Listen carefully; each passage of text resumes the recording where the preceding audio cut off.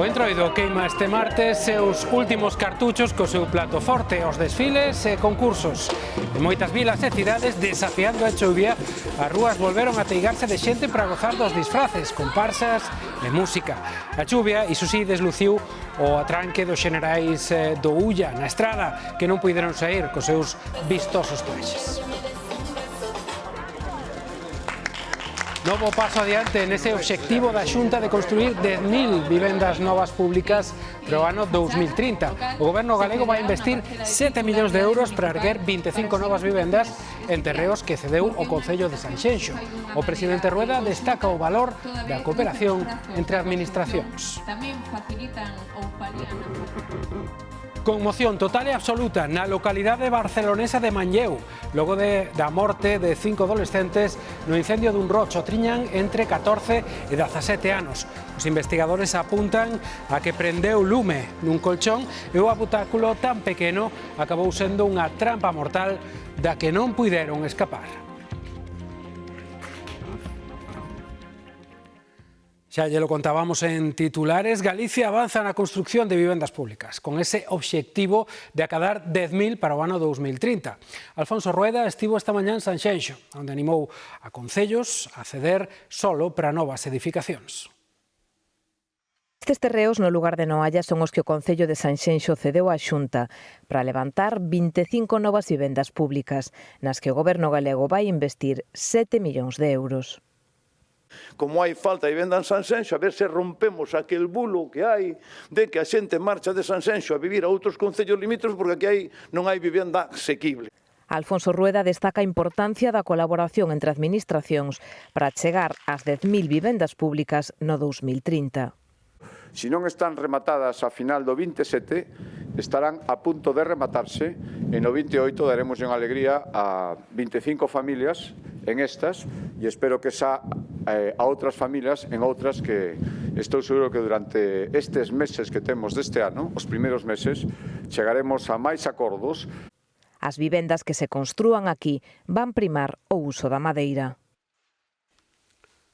A Constitución do ano 78 é xa a máis lonxeva da historia de España. As formacións nacionalistas, e mesmo algúns deputados de Sumar, plantaron os reis na celebración hoxe no Congreso. La mejor manera de conmemorar la Constitución es cumplirla. Con 47 anos, 2 meses e 13 días de vixencia, a Constitución de 1978 será desde mañá a máis lonxeva da nosa historia. Don Filipe e dona Leticia presidiron a efeméride no Congreso, un acto para lembrar a vontade do pobo español que imperou durante o debate constitucional, a clave da súa pervivencia. Lo que hoy celebramos es su legitimidad de origen, la voluntad del pueblo español libremente expresada en las urnas. Esa credencial democrática es la clave de su duración. Sen presenza do rei Xoán Carlos, o acto contou coa participación de autoridades como o presidente do Goberno, Pedro Sánchez, a do Congreso e o do Senado. Como líder da oposición, Alberto Núñez Feijóo, nunha celebración a que non se quixeron sumar algúns dos socios de investidura como Esquerra, Junts, Bildu, PNV e BNG. Podemos acudiu en sinal de protesta e dentro de Sumar houbo ausencias como a de Compromís. Para nosotros a esta Constitución le sobra la corona, le sobra la monarquía. Vamos a ir al acto a recordarle a la Casa Real y también a la Presidencia del Congreso que no sabemos qué están celebrando porque la Constitución española no se cumple. Tralo acto, os reis visitaron unha exposición conmemorativa no propio Congreso. Pois outra das imaxes que nos deixa este acto é o breve e tenso saúdo entre o presidente do Goberno e Felipe González. Este encontro prodúcese despois, lembrarán, de que o expresidente socialista dixase que si Sánchez se presenta ás vindeiras eleccións, votará en branco. Máis asuntos da política estatal deste día, o Congreso rexeitou a proposición de lei de Vox para prohibir o uso do burka e do niqab nos espazos públicos. Os partidos de esquerda cualificárona de islamófoba e racista, e só contou co apoio do Partido Popular. Junts votou tamén en contra e rexistrou unha proposición propia para prohibir tamén estas dúas prendas, que o PSOE e varios grupos se abren a debater. España es Occidente. España no puede permitirse más inmigración, ni mucho menos una inmigración que no respeta nuestras normas culturales, sociales, y que además, por si fuera poco, es una inmigración en cuya cultura la mujer ni siquiera tiene voz. Señorías de Vox, nada de relativismo cultural. Nosotras no queremos para otras lo que no queremos para nosotras mismas. Sin embargo, les advierto que esta premisa no abre la puerta a su racismo, a la xenofobia ni al supremacismo que plantean ustedes hoy aquí. La posició de Junts és molt clara. Ni burca ni Vox. De què serveixen tots vostès, dretes i esquerres espanyoles, si són incapaços de fer una llei que acabi amb l'opressió que representa el burca? Ho hem fet nosaltres. Son mujeres en cárceles de tela que pasean por nuestras calles, por nuestros pueblos, por nuestro país. Es indefendible que la izquierda progresista diga que esto es progreso. Algún día tendrá que explicar la izquierda de este país cuándo compraron los postulados más radicales del Islam más radical a cambio de dejar tiradas a las mujeres más vulnerables. E un ano despois de que estoupara o primeiro caso de corrupción que lle afecta ao goberno de Pedro Sánchez, hoxe o Executivo aprobou en Consello de Ministros unha serie de medidas anticorrupción. Entre elas, endurecer as condicións de financiamento dos partidos políticos. Pedro Sánchez prometeu este paquete no verán tras ingresar en prisión o ex número 3 do PSOE Santos Cerdán. A lei recolle 85 iniciativas. Por exemplo, as empresas condenadas por corrupción figurarán nun rexistro e non poderán recibir contratos públicos nin subvencións durante 20 anos. Os partidos políticos terán que someter as súas contas a auditorías externas e deberán publicar todas as doazóns que reciban a partir de 2.500 euros. Ademais, creará unha axencia independente de loita contra a corrupción. Yo creo que es unánime, que todo el mundo piensa que tiene que existir un organismo independiente. A número 2 do Goberno é optimista, cree que a proposta contará co apoio da maioría do Congreso. Que estará antes de que se agote la legislatura, a pesar de que los tiempos son bastante recortados. Aos socios xa lles tardaba. Nunca es tarde si la dicha es buena. Vayamos a pelear contra la corrupción con uñas y dientes y con todo lo que tenemos, porque yo creo que nos jugamos mucho. E pro PP trátase dun exercicio de cinismo de Pedro Sánchez. El presidente del gobierno no es un damnificado de la corrupción de su alrededor, no. Es un encubridor, es un cómplice o un colaborador. O goberno espera que empece a tramitarse nas Cortes en setembro. O Goberno pedirálle á Fiscalía Xeral do Estado que investigue os posibles delictos de violencia sexual digital nas principais redes sociais. Queren así protexer a imaxe, a intimidade e a saúde mental de nenos e nenas. En 11 días, a intelixencia artificial xerou 3 millóns de fotografías de despidos, moitas deles de menores. Os novos mensaxes de WhatsApp publicados polo xornal El Español apuntan a que Pedro Sánchez e a denominada banda do Pellot intentaron amañar as primarias de 2017, as primarias socialistas que gañou Pedro Sánchez con votos falsos, cambiando actas e alterando os censos. E cita en concreto 4 cidadáns rumanos. Nas mensaxes intervidas, Koldo García ordénalle á súa exparella que manipule votos nesas primarias que Sánchez, lembrarán, lle gañou a Susana Díaz e a Pachi López. El Español publica tamén outras mensaxes que vinculan o presidente do goberno e a súa muller nunha trama de influencias con empresas como Ereuropa. Nesas mensaxes de WhatsApp empréganse nomes en clave como Deus para referirse a Pedro Sánchez. Máis asuntos de política, dimite o número 2 da Policía Nacional. José Ángel González foi citado en calidade de querelado por un presunto delicto de agresión sexual. O xuiz admitiu o trámite desta denuncia por agresión sexual dun axente a un axente nunha vivenda oficial propiedade do Ministerio do Interior. Acúsao tamén de presións e de coaccións para que non denunciase estes feitos. O xuiz considera que eses feitos presentan características que fan presumir a existencia dun delicto de agresión sexual. Ambos os dous están citados para o vindeiro 17 de marzo.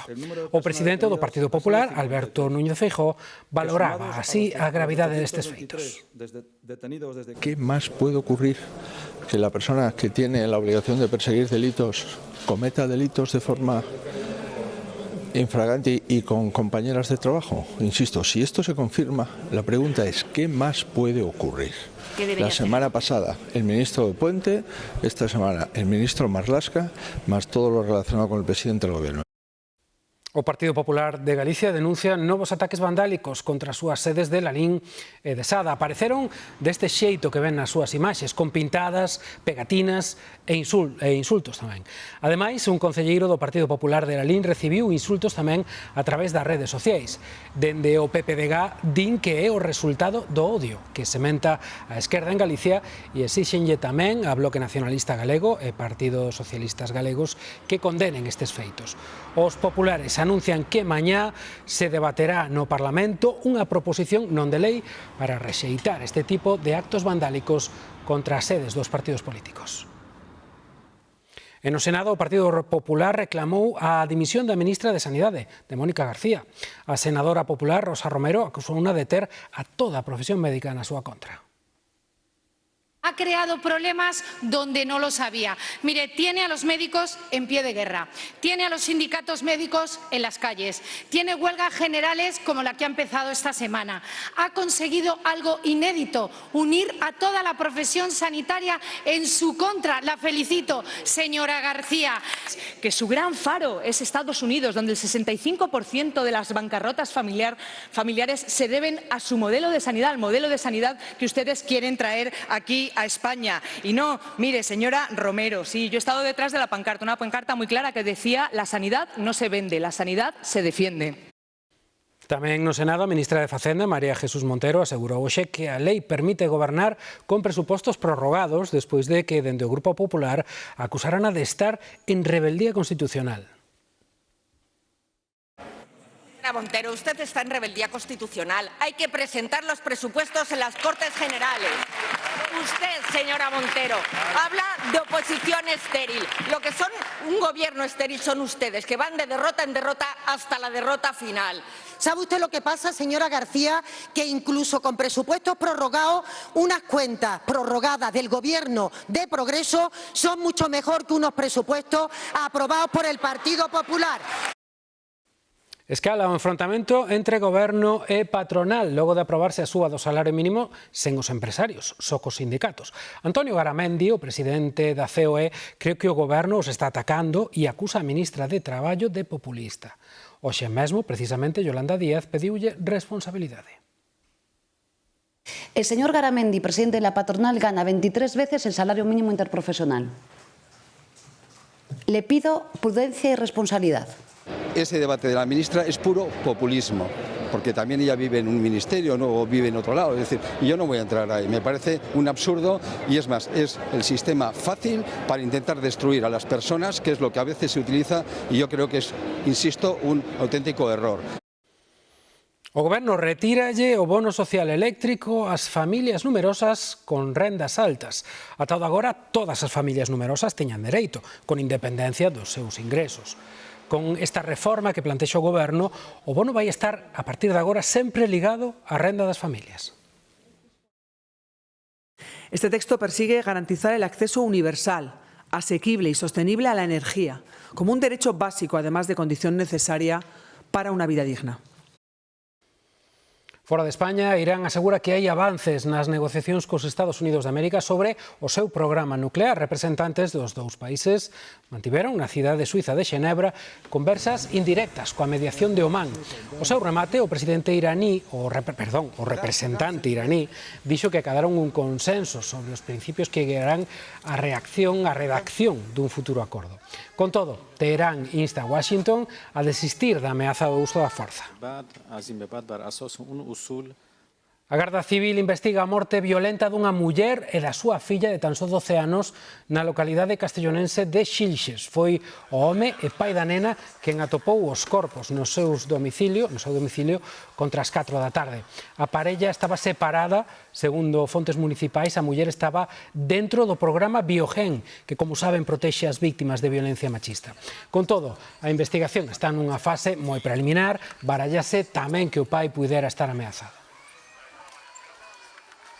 Os Mossos de Escuadra investigan a orixe do incendio no que onte pola noite lembrará morreron 5 adolescentes na localidade de Barcelona de Manlleu. Os investigadores manexan como principal hipótese o incendio nun colchón e pensan que os mozos morreron asfixiados. O Concello decretou xa 3 días de loito. Os bombeiros chegaron ao edificio ás 9:10 da noite despois de que varios veciños alertasen de fume nas escaleiras. En media hora sufocaron o lume declarado nun dos trasteiros da azotea dun edificio de 5 plantas. No seu interior atoparon mortos 5 mozos de entre 14 e 18 anos. Outros 4 foron atendidos con feridas leves. Yo por lo que he escuchado que se encontraban aquí, que eran chavales jóvenes que se juntaban aquí. Este martes a Policía Científica inspeccionou o habitáculo duns 9 metros cadrados onde os mozos adoitaban pasar a tarde. A mí me dijeron que iban a venir aquí a fumar un poco y de esto, pero no sabía que tampoco iban a venir con la bombona. Estaban con la bombona esa de helio. O helio é un gas altamente inflamable, pero os expertos desbotan que houvese unha explosión. A principal hipótese é a queima dun colchón e a morte por asfixia dos mozos nun local que carecía de ventilación. Trastero hay pues cosas así que no sirven, cosas porquería, vaya, muchos muebles viejos y... O incendio obrigou a realoxar 3 familias nun hotel da vila. O resto de inquilinos xa puideron volver ás súas casas. O presidente da Generalitat, Salvador Illa, participou esta tarde no minuto de silencio ás portas do Concello. Manlleu decretou 3 días de loito. A Garda Civil detivo a 2 rapaces polo homicidio imprudente dun mozo de Vigo que morreu electrocutado nun aeroxenerador o verán pasado. Os feitos aconteceron en xuño de 2025 en Burgos e, segundo as investigacións, a idea era levar adiante o reto de fotografarse dentro dun muiño. A vítima entrou no aeroxenerador por unha reixa de ventilación e, ao parecer, estes amigos pecharona deixando o rapaz sen poder sair ao exterior. Os detidos foron xa postos á disposición xudicial en Burgos. E unha lancha emborcou esta mesma mañá fronte á costa en Sanxenxo. A bordo ian 2 homes que andaban ao ourizo e que conseguiron, por sorte, alcanzar a costa a nado. O Tritón leva todo o día batendo contra as rochas de Punta Areas. A lancha duns 5 metros emborcou esta mañá cando os seus 2 ocupantes andaban ao ourizo. E gritou un señor, ai! E fundeuse a barca, doulle volta a barca, e marchou para debaixo da barca. Foi ao mar, a unha ola de mar, porque había unhas olas horribles. Eu xa cando vin aí xa, dixen, oh, Dios mío, este barco como pode andar aquí? Unha embarcación de gardacostas desprazouse ao lugar, pero a súa intervención non foi necesaria. Os 2 tripulantes chegaron a nado e ilesos á praia de Nanín. A lancha, a mercede das ondas, derivou cara a este punto de difícil acceso. Parte do seu contido pescarono desde esta casa. E aquí teñen, a ver, isto, esta bolla, teñen isto, é unha zamarra. Os pescadores de 45 e 50 anos son do Grove, non precisaron asistencia médica. A mala mar, xa o saben, favoreceu ese accidente. Precisamente o país vai volver quedar mañá baixo a influencia doutra borrasca profunda máis. A Xunta activou para este mércores unha alerta laranxa por temporal costeiro. Patricia. Sí, a espera do anticiclón que chegará a Galicia de cara a fin de semana, outra borrasca profunda, neste caso chamase Pedro, afectaralle a Galicia, deixará toda a costa en aviso laranxa por temporal costeiro. Un fenómeno adverso que comezará a notarse xa a primeiras horas da mañá no noroeste da Coruña, que ao longo do día se vai ir estendendo a toda a costa do país. As previsións falan de ventos de forza 8 e de ondas que poden acadar os 7 metros de altura. Por precaución, a Xunta activou esa alerta laranxa e, ademais, prevese... Disculpen, pero hai aberros aquí, é difícil continuar o directo. O caso é que está activa esa alerta de cara a fin de semana. Satisfacción entre os pescadores galegos que poderán seguir pescando anguía como a todo agora. 6 comunidades autónomas, entre elas Galicia, tomaron a proposta do Ministerio para a Transición Ecolóxica que quería precisamente prohibir as capturas e declarar a anguía europea e tamén o meixún como especies en perigo de extinción. A GESEN, pola súa banda, asegura que o Goberno volverá a tentar protexer a anguía. É unha iniciativa baseada en datos científicos rigurosos, unha iniciativa que non ten en conta o impacto socioeconómico, tampouco ten en conta toda a normativa pesqueira que regula esta pesquería, unha pesquería que se realiza de forma sostible e de forma totalmente responsable polo noso sector. Vale, xa saben, hoxe é o día do pancake en Londres. O pancake ven sendo unha especie de filloa, algo máis gordiña, que no Reino Unido é case unha religión. En Londres celebran este día con numerosos eventos e reunións nos que non pode faltar a homenaxeada. E tamén fai carreiras, o Pancake Race, que lle chaman, é unha carreira de revezamentos na que os corredores teñen que turnarse para correr cun sartén e un pancake que van volteando no percorrido. Fixerona no Leadenhall Market, un dos sitios máis representativos da capital británica. Vela aí como lle dan a filloa. Algúns mellor e outros peor. E agora imos con oso, co entroido, e aínda que o tempo desluciu, por exemplo, o día grande dos xenerais do Ulla, que non puideron vestir as súas galas, xa o saben, un ano inteiro traballando para ter, ao final, un día pasado por auga. En fin, de todos os xeitos, sí que fixeron os atranques, Andrea. A chuvia que caeu esta tarde sobre a estrada non puido co espírito entroideiro nin tampouco co tradicional desfile de parroquias que percorreu varias rúas desta vila con varias carrozas de distintas temáticas, como por exemplo a do Grand Prix. Logo tamén se celebrou o Alto dos Xenerais da Ulla, nesta ocasión chegados dende Santa Cristina de Bea, onde aquí nesta praza da feira pronunciaron os seus altos e atranques. Iso sí, o mal tempo desta xornada non lles permitiu sacar os seus traxes tradicionais. Un exército de pantallas tomou as rúas de Xinzo co seu constante e ameazador rebumbio de vexigas. Ás 5 da tarde abriron o gran desfile de comparsas como as protagonistas que son do Antroido Limia, no que non se sabe a ciencia certa quen vai disfrazado e quen non. Participa a veciñanza toda. O sentimento de pertenza córrelles polas veas. Tradición pura e dura. Por de sempre, desde o ano 73. 2 meses preparando. Paixón que contaxian os de fora. O Entroido de Xinzo é máxico, é máxico. Entre as coloridas comparsas, pitas estresadas ás que xa lles compre un psiquiatra. Enche un ano, meu rei, un ano cerradas. Ou vacas xunguidas coas súas mulidas que nos fan retroceder no tempo. Xunguímolas de ano en ano para o Entroido de Xinzo, porque hai que apoiar o Entroido. Será porque aseguran que o Entroido é beneficioso. Fai falta para agora regenerar para todo o ano e estar contentos. Destas horas outra cousa non, pero seguro que o contento reborda a Limia. Da Estrada de Xinzo viaxamos cara a Coruña. Ali tamén tiveron festa hoxe, e hoxe o protagonista foi a festa choqueira da Rúa da Torre, como non, do barrio de Monte Alto.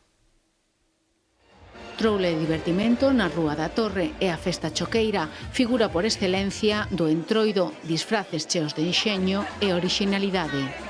No suben las mechas, no suben, no sé, que nos pusieron que esto no sube. Colleron que hai por casa e disfrazarse todos e pasalo ben. Mira, esto de las cortinas, lle quitei as cortinas, lle quitei esto. Non gastei un pavo, 5 euros. Todo feito na casa? Sí, os zapatos meus, o traxe meu, carai. Mención especial para as toliñas, choqueiras do ano 2026 que xa contan coa súa placa no Paseo da Fama do Entroido coruñés. Súper emocionadas, sí, emocionadas, eufóricas, aquí dando todo. Xunto á creatividade improvisada non faltan o humor e a sátira. Dixo, prefiero morrer donde haxa ruído e música con febre e non soliña na casa. ¡Qué bueno, qué bueno! O barrio de Monte Alto hai que vir con gana de pasalo ben, é o que manda o Entroido choqueiro. Últimamente falamos moito de robots, de robótica. Empresarios, xa o saben, tecnolóxicos como Bill Gates, Elon Musk, parecen moi emborcados en que todos teñamos un robot doméstico na casa daqui a 10 anos. A conto disto, hoxe, falamos de robots, para rematar o telexornal. O término non é novo, ten máis de 100 anos, naceu nos anos 20 do século pasado, cando o checo Karel Čapek escribiu por primeira vez no seu libro R.U.R., robots universales de Rossum. Pero antes xa houve autómatas, como por exemplo este que temos no pantallón que xogaba o xedrez, pero que ollo, porque tiña trampa, levaba, aí o teñen, un señor dentro. Así xogaba ben o xedrez. De todo isto pegamos un chimpo no tempo e chegamos ao día de hoxe. Nas celebracións do Ano Novo chinés, a China volveu sorprender o mundo cunha exhibición de artes marciais e de baile que levaron a cabo uns rapaces acompañados deles, de robots. A saber, se en 10 anos teremos na casa un robot como Rosie, dos supersónicos, que pasa o ferro por nós, o que sí que sabemos é que hoxe en China son quen de facer todo isto. E isto dá que pensar. Sexan felices, vémonos noutra. Chao.